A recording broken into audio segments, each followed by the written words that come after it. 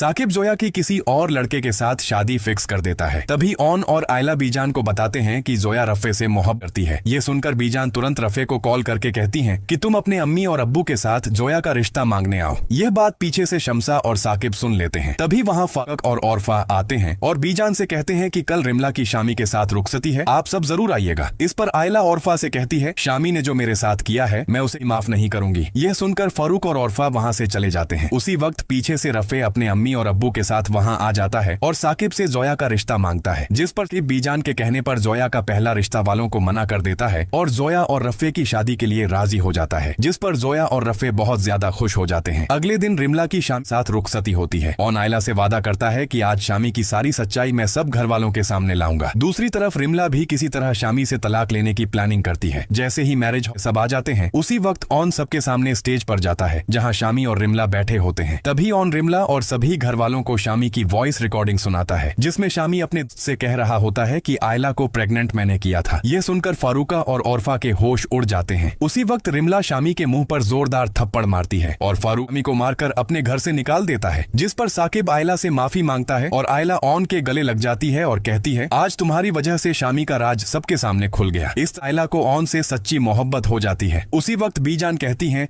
आज जोया और रफे की शादी होगी। यह सुनकर ऑन तुरंत रफे से कहता है तुम मौलवी साहब को लेकर आओ, आज तुम और जोया का निकाह है। ये सुनकर रफे तुरंत अपने अम्मी और अब्बू के साथ जोया के घर बारात लेकर आ जाता है और मौलवी साहब तुरंत जोया और रफे का निकाह करवा देते हैं। उसी वक्त अचानक आयला होश हो जाती है। यह देखकर ऑन तुरंत आयला को अस्पताल लेकर जाता है और डॉक्टर तुरंत आयला के टेस्ट करती है। दूसरी तरफ शामी का रोड पर जोरदार एक्सीडेंट हो जाता है और एम्बुलेंस तुरंत शामी को उस अस्पताल लेकर आती है जहां ऑन और आयला होते हैं। जैसे ही ऑन आयला के कमरे से बाहर आता है तो सामने शामी बेड पर बेहोश पड़ा होता है और डॉक्टर बताता है कि शामी अब कभी चल नहीं सकेगा। सुनकर ऑन तुरंत फारूक और औरफा को कॉल करके बताता है कि शामी का एक्सीडेंट हो गया है। उसी वक्त वहां एक नर्स आती है और ऑन को बताती है मुबारक हो आयला प्रेग्नेंट है। ये सुनकर ऑन तुरंत